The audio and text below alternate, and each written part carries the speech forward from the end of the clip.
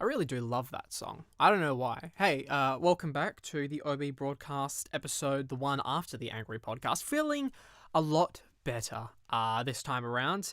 Welcome to episode. I had a thing I was going to say. Oh, yeah. Welcome back to the OB broadcast episode, slightly more regular upload schedule. We've gotten back to recording on like a Monday, Tuesday, and getting it out then.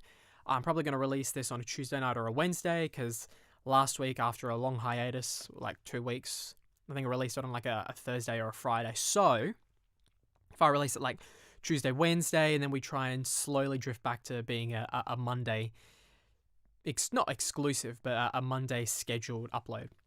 I don't know if Monday is the best time to upload things. You know what? There's probably some way of uploading, not some way, but like some time that is best. Like I'm in Australia, so that automatically means that time zones for everything are screwed. But there's probably a time that's best suited to hit the biggest target demographic and when they're free. So if you upload it like, I don't know, what roughly equates to like 5 p.m. or 4 p.m. in the States is when most people are sort of opening YouTube to listen to new stuff. And if it's at the top of the sub box, or top of the recommender, I don't know. Anyway, the point is, there's probably an optimal time, but I'm just going to hope that consistency and some level of quality will just help. I still have to... I got all the social media set up, and they suck. I haven't started posting on them. I really need to go ahead and link up the Twitter and stuff to tweet automatically whenever I upload. I know there is an option to do that. I just haven't done it yet. And what I've been meaning to do is taking little like 60-second snippets that are sort of the most interesting and uploading them to Instagram and like just tagging the ever-loving hell out of them and hopefully draw in some residual audience that way. That is the plan. It's just a lot of work. Not a lot of work, but like it's a lot to do. And I don't know, I already have a couple other things. No, that's not true. I don't really have that much going. I could probably do it. It's just I hate interfacing with social media, especially, Instagram and Twitter. I'm not a fan of it, but it's a thing you got to suck it up and do. But yeah, feeling a lot better. Today we're going to talk about, I want to talk about musical Outliers. And I also am going to talk about Smash Ultimate. And I know you're probably thinking, how is this dude coming to every podcast with a new game to talk about? Listen, the end of the year just happens to be the time where I pick up a bunch of games in a row. There's Smash, and then there's Red Dead, and I think I talked about Dead Cells, and there was also Gungeon thrown into the mix there. And I'm going to, like, my thing is I sort of tend to pick up games usually a little after the fact, when they come out, and so they tend to be towards the end of the year. Things go on sale, and I just pick up a bunch of games. Oh, you should have seen April, March, around that. It was just the driest of spells when it came to games. I had nothing to play. I think I hadn't kicked Warframe at that point, but yeah. So it just feels like there's a lot of games going on at the moment, and you'd be right in thinking that, but it is just a product of the times. I don't know if I want to talk about Smash. I guess I'll talk about Smash first. So, just for reference, I don't know if I talked about this on the podcast or somewhere else, but the Cliff Notes version is that Smash Ultimate is the first Smash game that I've followed from announcement. I picked up Smash 4 I think I did talk about this on the podcast, but in case I didn't, in case it was on a lost episode, I picked up Smash 4 when it came out, and I wasn't following it up from previous game. So every character that got, announced or leaked, it didn't matter to me. I didn't even notice it, to be honest. But this game, since its announcement, I've been following it. So it's been really exciting to see it change and grow. And by change and grow, I mean more characters get announced. I don't know why I said change and grow. It's just one of those things. But hey, we're not going to cut it out because this is a free flow of consciousness. I have been incredibly happy with the game thus far. I do have some gripes. One thing that is not a gripe, but just a fact, is that it plays differently to Smash 4. And look, I'm not a professional by any means. I'm not a veteran by any means in terms of like length of play. But I do like it, and I've put a good amount of hours into Smash 4. I feel like I sort of sit like I don't know, just slightly above all the super casual people, and then slightly below anyone that is professional in any capacity. Like, I don't know. Yeah, I definitely talked about this, being able to, semi-consistently tech and parry and perfect shield and that sort of stuff. I know that's not necessarily the biggest of benchmarks, but relative to my friend group and the people I know, and just super casual people, it's a slightly higher benchmark. But the point is, it plays differently. Smash. I don't know. Ultimate feels. How do you describe it? It feels more sluggish somehow, but everyone keeps saying that it's like a lot faster and movement is. I mean, I know movement's important, but I don't know. It somehow feels more sluggish. It feels like it takes longer to start dashing, and it takes longer to input things. I don't know. I've been trying to like stay slightly up to date with the professional players that are like giving information Zero, Larry Lur, Leffen, just recognizable names in the Smash community. I've been trying to keep up with their content to try and understand the way it works. Something about buffering. The game buffers inputs. I don't know. I really don't know what that means, short of everything feels a bit slower. And maybe it's just like the character I play, Fox, but it definitely feels like things don't combo into each other the way they used to. Like Fox, with low percents, you'd be able to, fairly consistently combo down throw into short hop forward air. And it feels like I can't do that anymore, or at least consistently. Or hey, maybe the CPUs that I've been, testing and training with are just ridiculously hard, because, man, the scale of difficulty just ramps up exponentially with the CPUs. You fight a level 7 CPU, and they're sort of just like wandering around doing nothing, and then you fight a level 9 CPU, and they're just impossible to hit. So it really, I don't know, like with Smash 4, it felt like the CPUs consistently got harder, and they were consistent, and if you were playing good enough, you could beat them consistently. Consistently apparently being the word of the day. But no, with Ultimate, the CPU level 9, they just feel like they ramp up for no reason. I've been doing a lot of the Achievos. I'm a bit of an achievement hunter. I don't know if that's been apparent thus far, but I've been doing them with Smash Ultimate, and I didn't do it with the 3DS and the Wii U version of Smash 4. For whatever reason, I felt compelled to do it with this, and I've got all of the achievements thus far, except for the online ones. The reason I've got the online ones is there's a paid service Nintendo has implemented to play online, and we've got, well, for any Australians, the NBN. We're supposed to be getting that rolled out pretty soon. We're just in a bad area. But yeah, my internet's horrible, garbage, just horrendous. So I'm partially waiting for the internet to be improved, and also one of the new guys from training, the only guy there that's around my age, he was like, hey, yeah, no, we got a bunch of friends, and you can, sort of like Netflix with the Nintendo Online, apparently you can have one person pay for it and spread it between different consoles. Don't know how it works, but they said they would initiate me to the group and put me into the membership, and I don't know, I guess I'll give them like $30, and if everyone gives them $30 or however much, it just pays, and it's cheaper. It's essentially, I haven't got online yet, but that is all the online achievements are what I'm missing. I got all the adventure stuff, all the classic. Man, classic was a pain in the ass. But hey, if you thought me saying a pain in the ass was the extent of my complaints, World of Light is horrendous. World of Light is just bad. I guess it's meant to be sort of like an homage to Subspace Emissary, I think.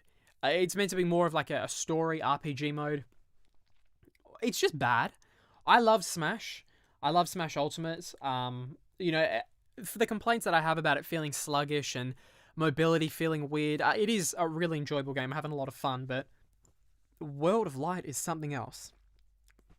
If you don't know, but if you've seen the trailer, just think of like the Thanos finger snap, wipe out half the universe from Infinity War. I don't know. I didn't see it. I just watched the spoilers because I don't care about the Marvel movies.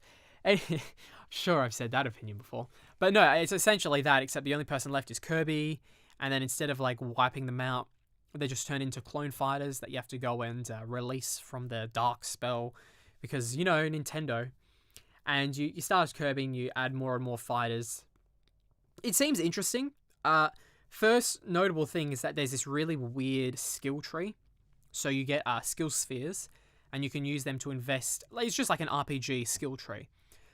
What I don't like about it is there are some really, really bad skills. And by bad, I mean incredibly good, which make it worse for you if you actually want to play the game to be, good. Because there's some that are like, you can't be... I think there's one that's you can't be flinched when you're charging a smash attack, or you can hold a smash attack forever. And when you KO a player, you, gain some health back. And these are all incredibly good for the purposes of World of Light. But my problem is, and my problem with it, / my problem I'm finding, is that having played so much World of Light, it's now bleeding into, my normal Smash gameplay, where I'm doing just bad things, like holding smashes for way too long, and, being really, flicking that C-stick just a lot, which in World of Light is pretty much how you play it. But in, just like a 1v1 or a 2v2 is just not the way to do things. So, I don't know, playing so much World of Light has influenced the way I normally play.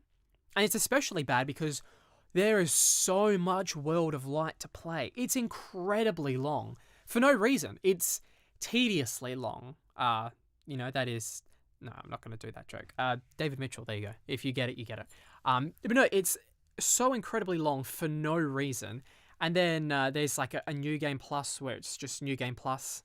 And the only reason you never do it is for the Achievo and for, getting enough skill spheres to unlock all of the skills, which you also need for an Achievo. But it's just...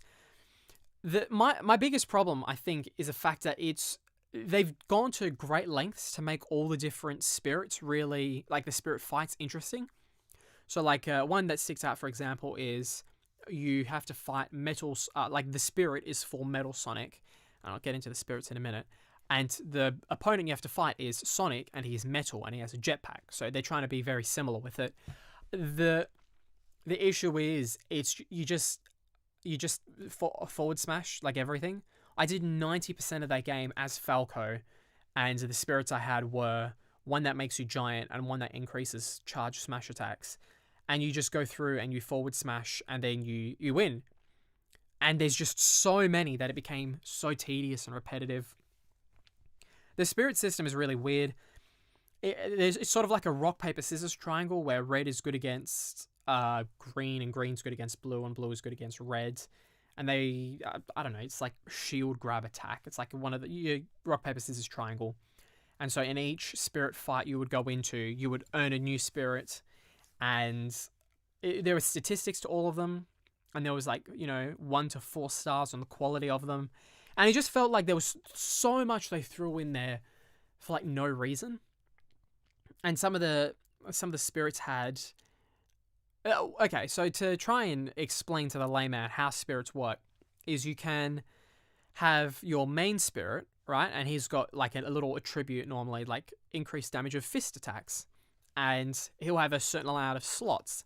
And those slots will say how many / the strength of the supporting ones you can have.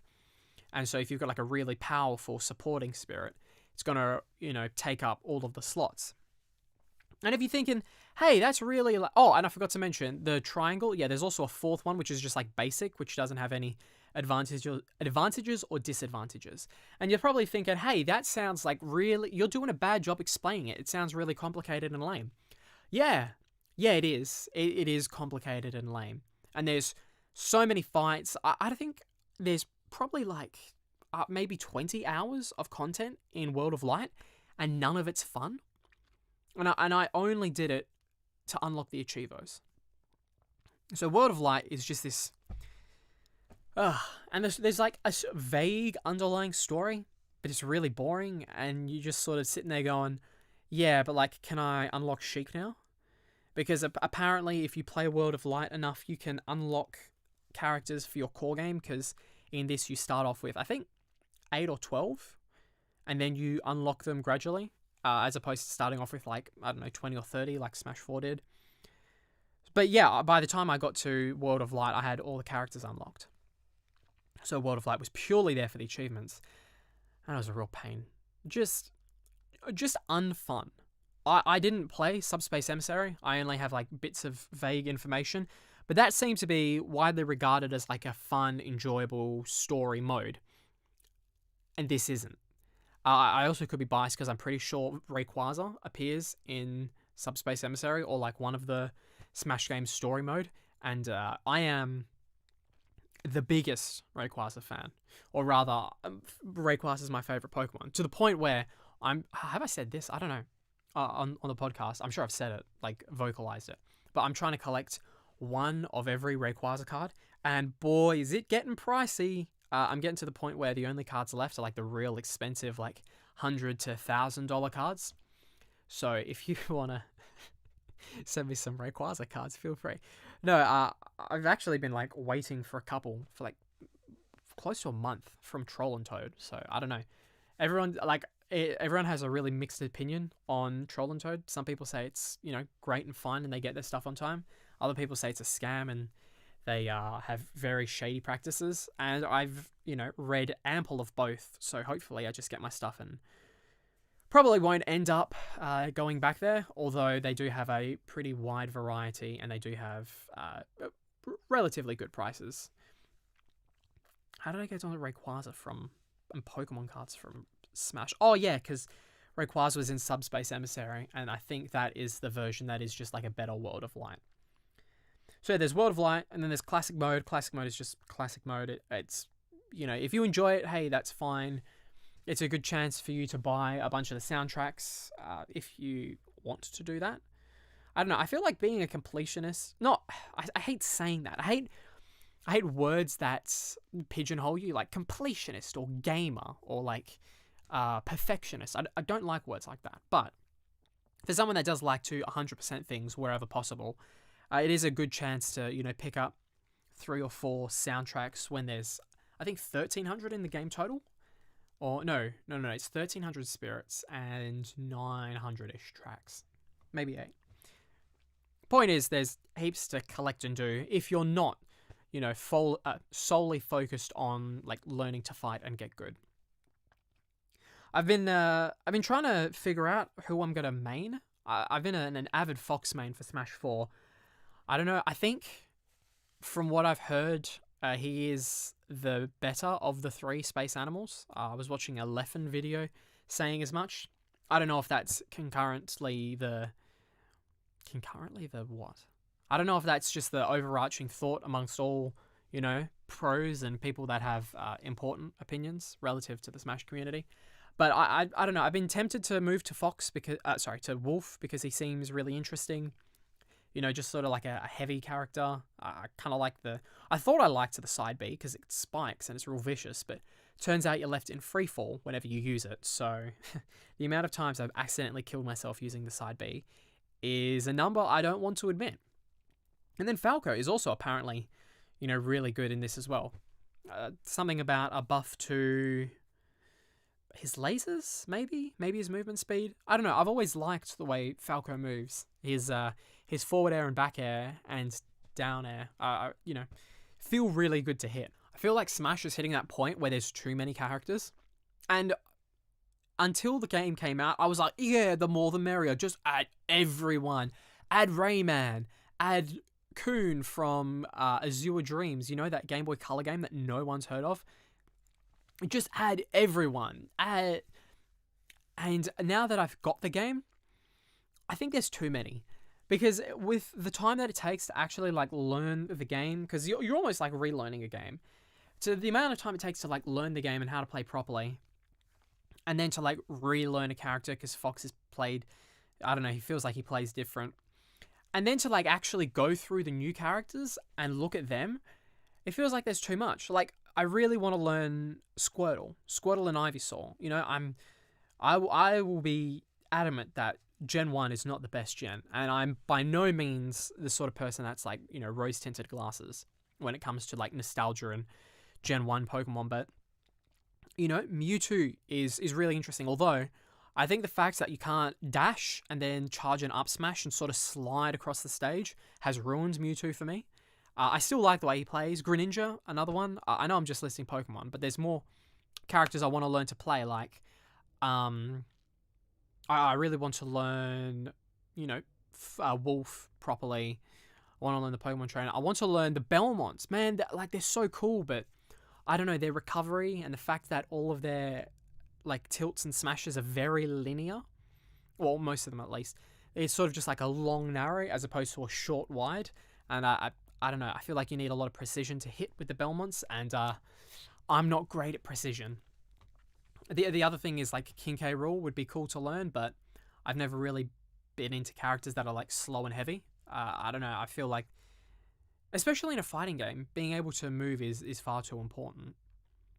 I'm sure there are other characters that I do really want to learn, but for whatever reason, I just... Oh, you're sitting in front of a microphone and now you need to remember all 70-odd characters in the Smash roster? Well, no, you can't now. Piranha Plant is going to be released soon, and he is definitely one that I want to at least look at, just because his moveset looks incredibly unique. But yeah, there are heaps and heaps of characters, and I'm just trying to stall for time while I look up the entire cast of Smash Ultimate. And what is that? That is one... Oh, Inkling. That's another one that I've been interested in learning. Okay, well, look, if you're just trying to look up just the raw, a picture of just the Smash Ultimate cast, you're going to have a bad time, because almost everything else has come up. Is this it? What is this? This has... Nope, this has got 100 Pokemon, so I doubt it's this. Where is the Smash Ultimate roster? Why? Okay, here we go. No, because this has got Dunban, and I don't know what that is. And also Dylan and Maxwell from... what's that game? Maxwell. It's not draw... It's... the dictionary game. Oh, this is going to annoy me, and I'm going to leave it in, because... The game where you write... Scribblenauts, that's it. How did I forget Scribblenauts? Cloud, I would like to get a little bit better at. Just because, I don't know. He's interesting. I've never played a Final Fantasy game, but I would like to play him, because I feel like I'm obliged to play the games that the characters from Smash I like come from.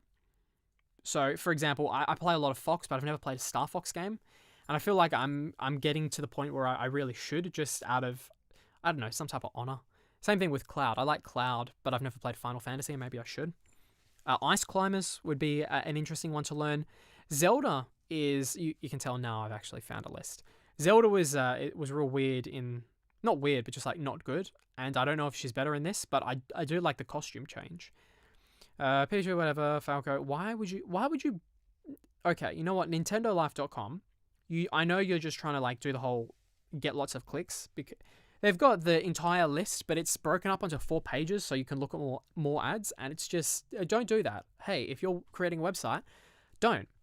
Everyone's playing Young Link, because apparently he's very good. He's got those fire arrows, which is kind of cool. I haven't tried Dark Pit and Pit yet. Apparently their hitboxes work a little bit better in this game, which would be good. Don't like Snake. Pokemon Trainer I mentioned. Apparently Olimar. If anyone... Okay, and I know this is a call out to one person that consistently listens to this. But in the future, because I can't find it, apparently there's a video on Twitter or somewhere of Olimar breaking the game. And I know for a fact I mentioned this in a previous. But if anyone can find that, please link it to me, because I want to know what that means. The Miifight... Palutena, that's another one. I really liked Palutena. I think just Palutena did aerials in the previous game. And I'm under the impression she's better in this game. So I would like to learn her a bit more. And then Inkling, yeah. Ridley, nah. Richter and Simon, yeah. Isabel, nah. Incineroar, not really. But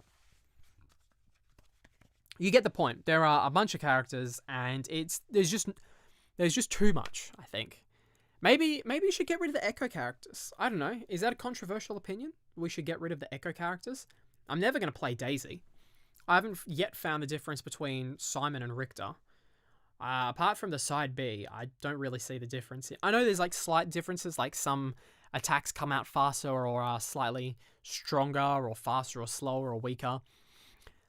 But I don't know. And I know people will say, oh, but it's not taking up an extra character slot that could go to Banjo and Kazooie. It's just an Echo Fighter.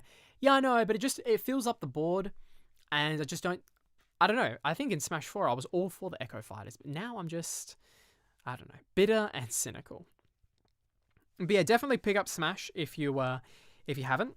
I think it's great. I don't know if I prefer it to Smash 4 in terms of like movement. Maybe it's just because, Smash 4 is so recent in my mind, and I'm picking up a new game and everything is fresh and new and you're still learning. I'll probably come back and say, oh, wow, stupid me from episode 8 maybe. He thought Smash 4 played better. No, it clearly is Ultimate. Oh, there's the directional air dodges, which are really cool. So you can sort of air dodge in a direction. And I've only really found myself using that to recover with characters that have bad recovery, or sort of like land a little bit safer, which, hey, maybe that's the intention. Maybe that is what they are there to do. I don't know, but I'm enjoying it. It's overall a positive experience. Don't let me talking bad about World of Light and saying classic mode is boring. Don't let me affect your opinion. I think the game is great. I think I'm going to be playing it for a long time between Red Dead, because that game will never end. There's so much to do. And yeah, it's just a great game. I don't know, I feel like I'm rambling too much. I'm going to quickly check the time and also make sure that I'm still recording. Yep, that was half an hour on Smash Ultimate. Let's get into musical outliers after we take a quick, you thought I was going to say commercial. No, drink break.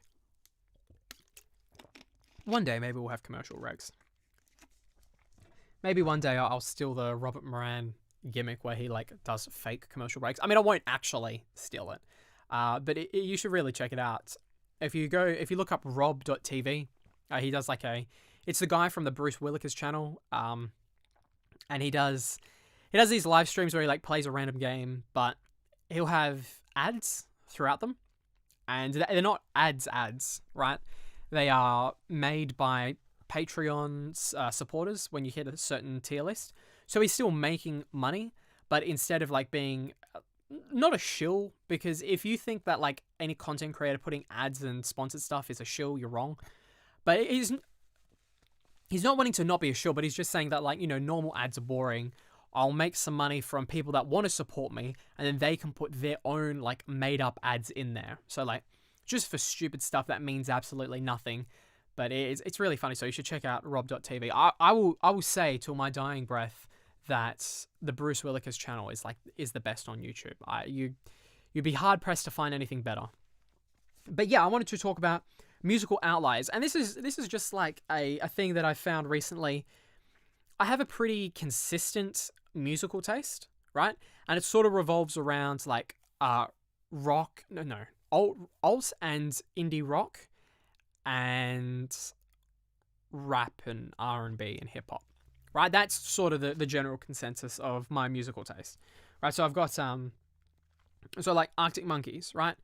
Beckon, Eminem, Gorillaz, Headley, Hilltop Hoods, Hockey Dad, Hoodie Allen, J. Cole, Key Out, Mac Shane, Mayday Parade, One Wish and Stereotype, Post Malone, Seth Century, Silvertongue, Spose, Tame Impala, The Neighborhood, The Offspring, 6 Seconds, Warmer, Watsky, right? They all relatively fit into that. There are a couple there that were slightly more poppy, and there were some that were a little more edgy, but edgy. No, but they mostly fit into that whole like, pop and alt rock and indie rock, and then sort of like rap and R&B and hip hop. But there's a couple artists that I listen to, and a couple songs that are just outliers. And I'm curious what other people's are, and don't think this is just a way for me to try and encourage engagement and comments. No, this is just a way for me to have a conversation. No, but like, okay. So let's play something, and I'm only going to play like a few seconds because I don't know. I don't want to get copyright, because I think you can have like a few seconds of a song. But here we go. So right, Here's some Silvertongue, and not that. We'll go the Black Sheep tape, and then. Okay, look, I've chosen a song that doesn't accurately represent what I'm trying to say. Let's go to where is Precipitation. All right, here we go. So.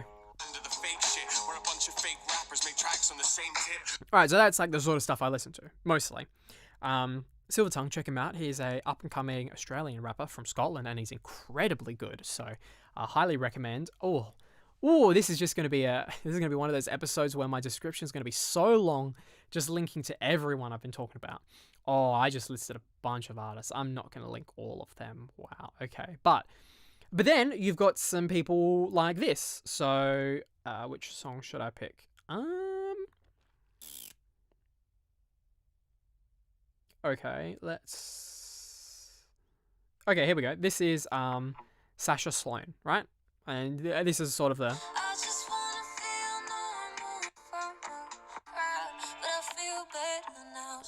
Right, and it's just. I don't understand why I like it, right? It's just a weird outlier in context to everything else I like and listen to.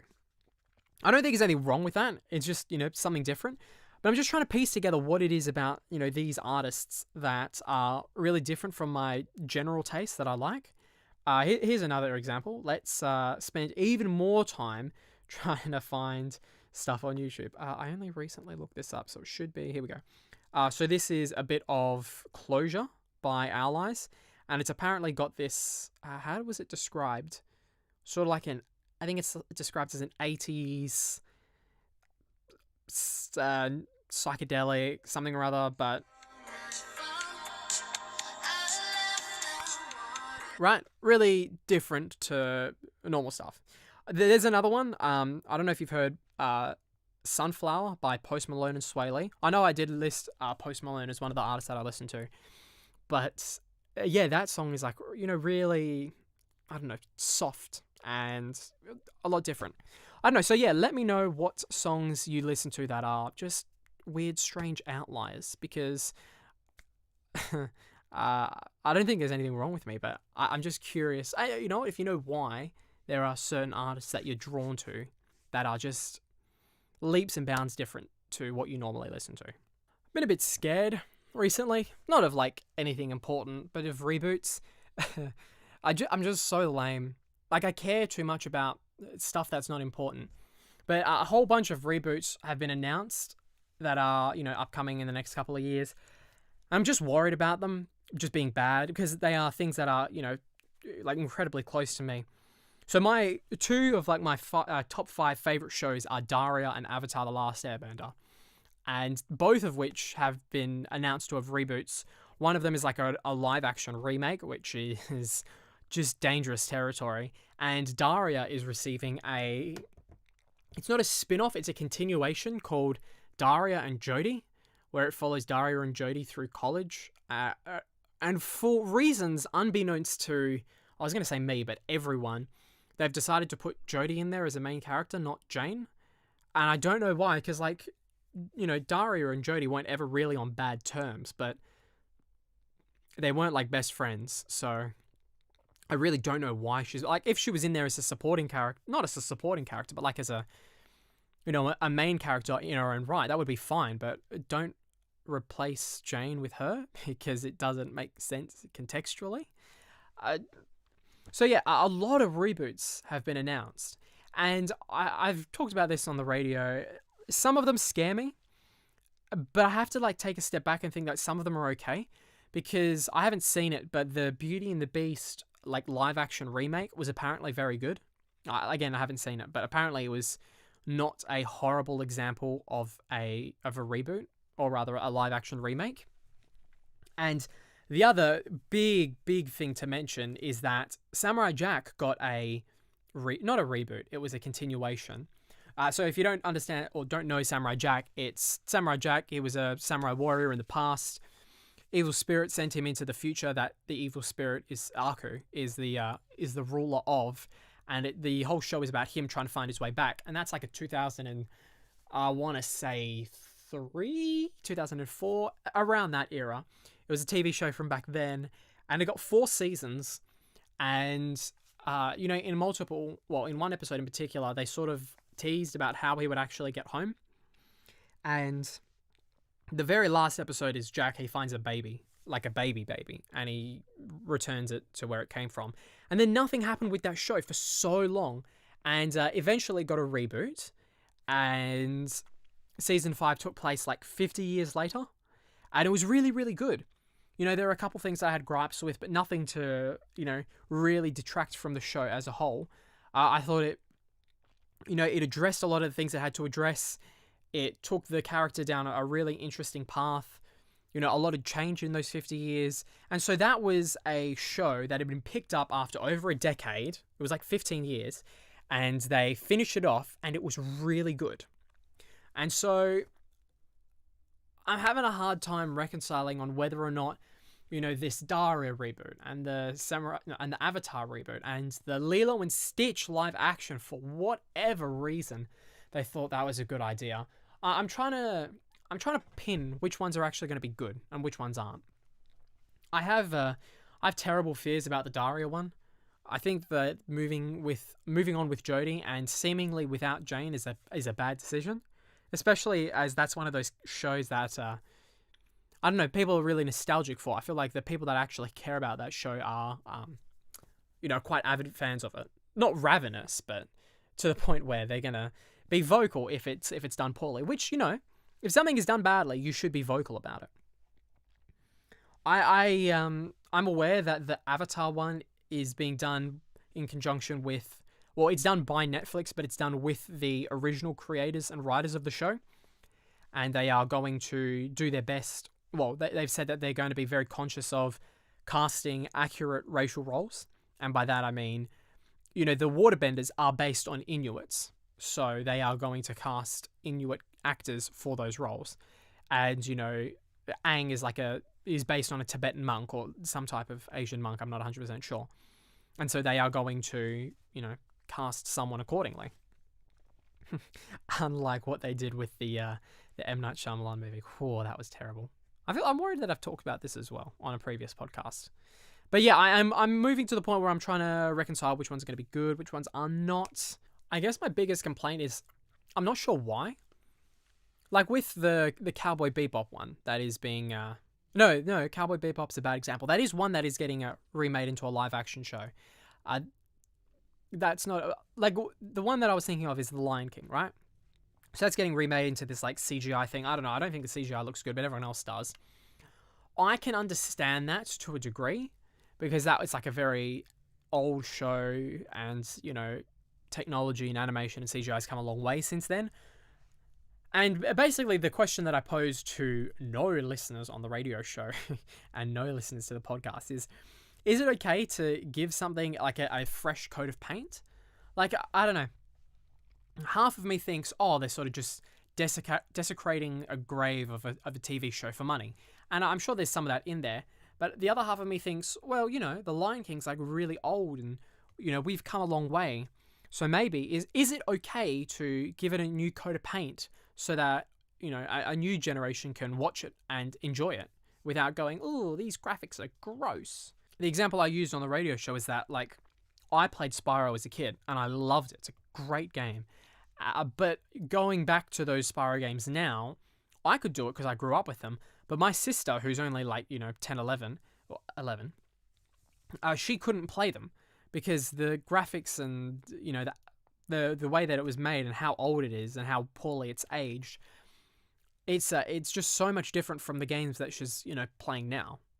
I mean, she'll sit and watch me ride around on a horse in Red Dead, and she'll be like, oh wow, it looks so pretty and lifelike. And the same thing with Spider-Man.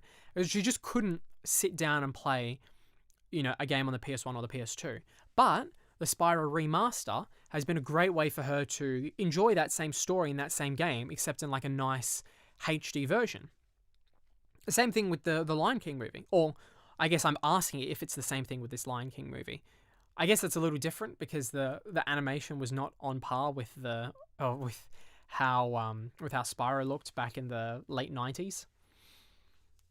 Man, part of me wants to say it's okay. I worry that I'm too cynical and just too bitter about everything. I guess we'll have to see when they come out. It looks like they've got a really good cast for voice actors for the Lion King at least. They've got Beyonce and Donald Glover, off the top of my head. They've also got John Oliver, who I don't want to say anything bad about. I don't dislike the person, but everyone's whenever I hear, and okay, I guess we're changing off on a tangent into like American late night shows. I always hear people going, "Oh, who's your favorite like late night talk show host?" And it's like, "Oh man, John Oliver's so overrated. I love Seth Meyers. Meyers. No, I can't watch Seth Meyers. You got to watch, Jimmy Fallon. Oh, Jimmy Fallon's for posers. I like Michelle Wolf. Does she do a late night show? Anyway, the point is, are any of them actually that funny? Because I've seen like clips and highlights of, Jimmy Fallon and John Oliver, and I really don't understand the appeal. So if you're like an avid fan of one of them, just like drop a link to like a best of, so I can sort of see what it is that I'm missing out on. Because I just don't see the appeal. Michelle Wolf, I will say I've seen some of her comedy stuff and really enjoyed it, but I can't think of any Jimmy Fallon or John Oliver or any of the others or Seth Meyers that's really gone, oh yeah, this is really funny stuff. I do understand that they are like talk show hosts and interviewers, maybe more so, or at least in equal parts, they are interviewers, right? So they can't just stand up there and do a comedy routine. They're, asking questions. I'm sure there's some level of, you come on and there's an exchange of money and then we promote your upcoming movie or whatever. I understand that that's there. So they're not purely comedians, but no, I don't get it. I've never felt the appeal to sit down and watch a late night show. Maybe I'll try. Maybe that'll be my homework for myself. Sit down and watch, a Jimmy Fallon segment. I'm pretty sure I have one where he was interviewing Will Ferrell and he was dressed up as like Little Bo Peep or some child girl, and they were doing like a riff on that brand that makes cupcakes or something, and the logo was like a little girl, and he came in with like some baked goods, and that was like a little sketch that they were doing. And it wasn't funny. I mean, Will Ferrell carried it, but that's because he's Will Ferrell. Is anyone going to see the Sherlock and Holmes movie? Sherlock and Watson? Sherlock and Holmes. With Will Ferrell and John C. Reilly? My favourite movie, I'm pretty sure I've stated, and I'm pretty sure I'm adamant about this being fact, is Step Brothers. I think Step Brothers is the only movie I've seen more than 30 times.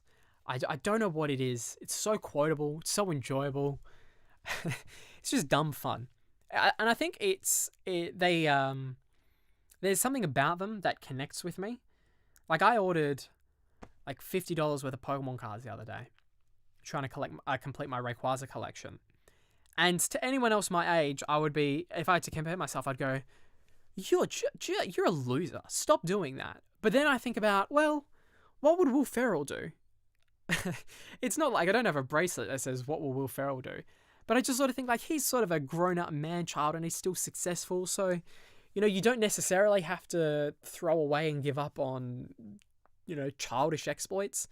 I don't know, maybe it was just that movie as a whole and not necessarily him as a person, because he, did a very serious movie back in 2006. It was called Stranger Than Fiction. I only watched it recently, but it was incredibly good for a Will Ferrell movie that was serious in nature. But I don't know, he just has these airs of, I'm an old man. Well, not an old man. I'm an old guy, but I'm still fun and, kid-like.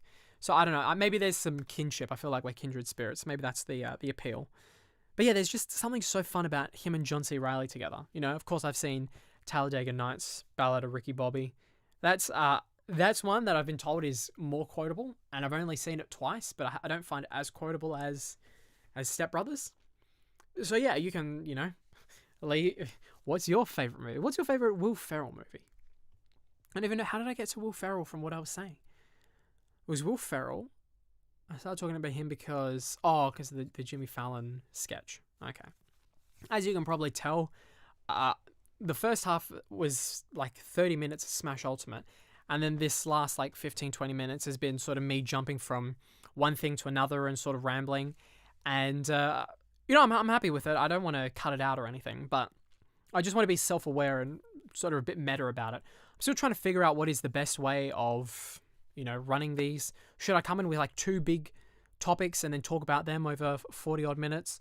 Or should I come in with like a bunch of dot points and just ramble about them for, 5-10 minutes each?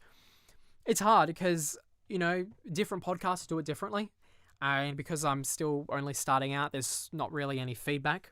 Even though there's someone listening, because I see the views, I see there's at least one view on all of them. First one got 36, all the other ones haven't got more than 5. But there's someone out there listening. So, give me your opinion. You, yes, you, the one person listening. I know you're there because I can see your view. But no, I've been trying to play around with how to run them. And it's difficult. I'm still trying to figure out, what's worth talking about. The games are always a safe bet because you can come in and you can talk for like 10 minutes or you can talk about a game for half an hour and just be equally fine. I want to do some more interviews. I've been trying to pick up some more interviews for the radio show. And like I've done a couple so far. I did PokeaimMD, who's a competitive Pokemon player. And then Jesse Gunn, Warmer, who's a musician and also did some music and voiced characters for The Cat Lady and Downfall Redux, 2 very popular indie games, incredible games. I'll link them because you should play them because they're brilliant. But yeah, so in the future, I really want to try and take, and I don't know if I can do this. I'm sure if I get the okay and the all clear, it should be fine. But I guess I'm going to approach people for radio interviews. And then put those radio interviews, live on the radio. But the way I've recorded the past 2 is I've recorded, an hour's worth for the radio and then another half hour.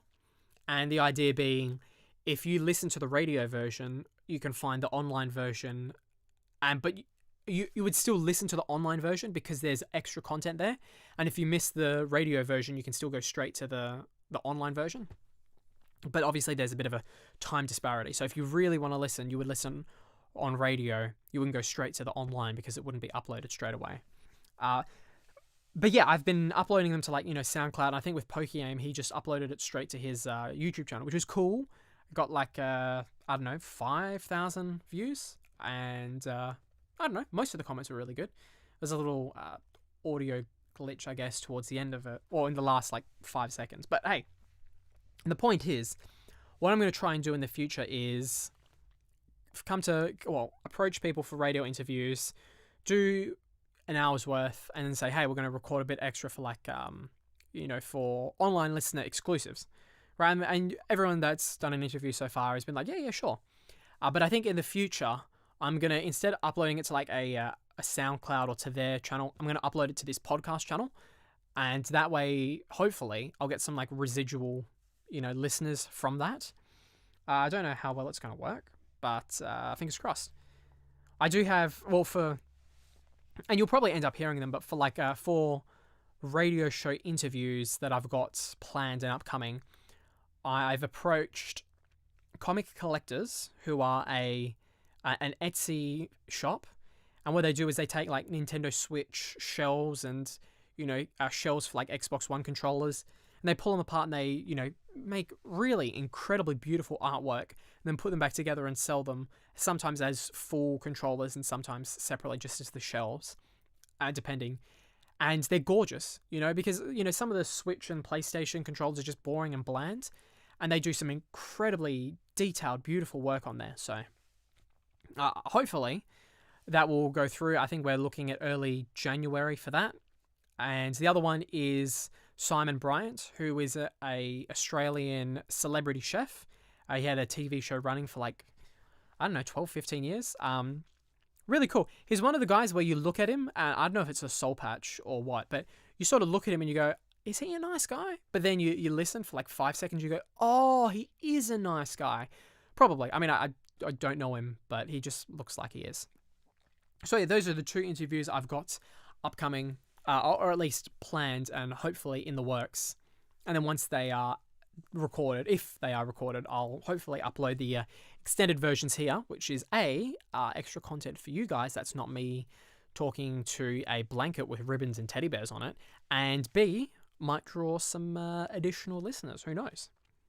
And then there are other people that I've wanted to get on the show, other people I want to approach.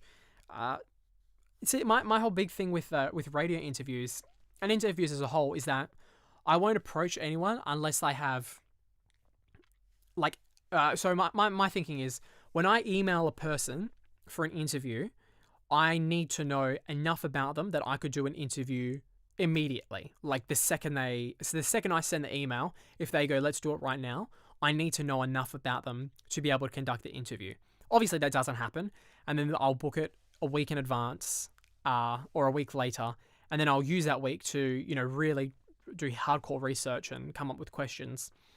But that's my process for interviewing, right? I don't want to ask the questions that you could Google the answer to, or someone else has asked that question in a previous interview. Everything I ask has to be unique in some way. That way, there's actually a reason you would want to listen to my interview, as opposed to the one that they did with Vice 2 years ago or whatever. So that's my interview process. The problem is, there's only a finite amount of, creators and musicians and whatnot that I know that and follow that intimately that I could do that. So there's some YouTube people, there's some musical artists and some other miscellaneous people that I've been following for, X amount of time. But it's very hard to expand past that circle. And I know it's something I need to be able to do for, like, in the future on radio. Someone's going to say, okay, here's a person, just interview them. And, have a sort of repository for questions that are semi-applicable to most people so that you can ask them and get an answer, as questions are designed to do. But you get my meaning. I need to learn how to ask questions on the fly. But yeah, I'm limited on who I've approached for interviews because, there's only so many people that I know know their content well enough that I would feel comfortable following up on an interview. So yeah, the upcoming ones I haven't yet approached, but I'm going to, is Lewis Spears, Australian comedian. He was actually, I had a bit of a few Snapchat messages just quickly with him one time, asking about advice on how to get into radio, because he is in radio, and he said following. And I know I mentioned this in like the pilot, but yeah, so I've had a back and forth with him, and hopefully he'll come on the podcast or do an interview, because I got some good questions for him. Northern Lion is another interesting one. I don't know, I try and pick, like, with content creators, I like to pick ones that are unique in certain ways. Like PokeaimMD, Joey, he's a competitive Pokemon player that uploads content, right? And there's heaps of them, but he's incredibly different. Well, not incredible, but he's different because he's got this combination of incredibly informative, like he explains everything as if you are new, but that his content also applies and is watchable by people that are, fully experienced. So he somehow caters to both. And he's also incredibly happy and positive all the time. So that's, something that particularly drew me to him. He's not the only, Pokemon content creator I watch, but there was something about him that, there was a real draw. Also, incredibly nice person. Like, he was so nice before the interview. And this is not to, disparage any of the other interview guests, but before the interview, it was so cool.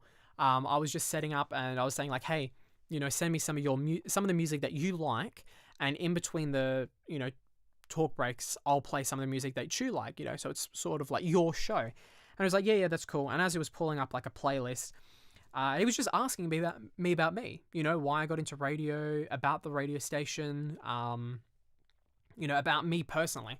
I thought that was so cool. Of course it was under no obligation, but he was just that nice guy that, he was interested. And if he wasn't interested, which, I'm sure he was interested. And it was really cool to have, someone that you listen to and admire and respect ask questions as if you're a friend. You listen to him and he'll be on a call with some other, Pokemon players, and they'll all discuss and they'll have fun banter and he'll care what they say. And it just shows how genuine of a person he was, that when, we got on a call before I started recording, he was asking me questions about myself. So yeah, incredibly cool, down-to-earth guy. I'll link his channel in the description because, I can send my hundreds and thousands of listeners over to give him some support. That's about everything I've got for this podcast. I'm going to get this up as soon as possible. And to the one guy that's still listening, let me know if I should just do 2 or 3 big things, or if I should just have dot points and ramble. I don't know. I'm still trying to figure out what's feels best. And I also have to stop doing this because I know the microphone can pick up me, clapping my hands and whatnot, and sort of just like rubbing them together because Italians talk with their hands. I know the microphone can pick it up, and I'm sorry. I'll stop that. Anyway, have a good one. Don't text and drive, and I'll be back next week.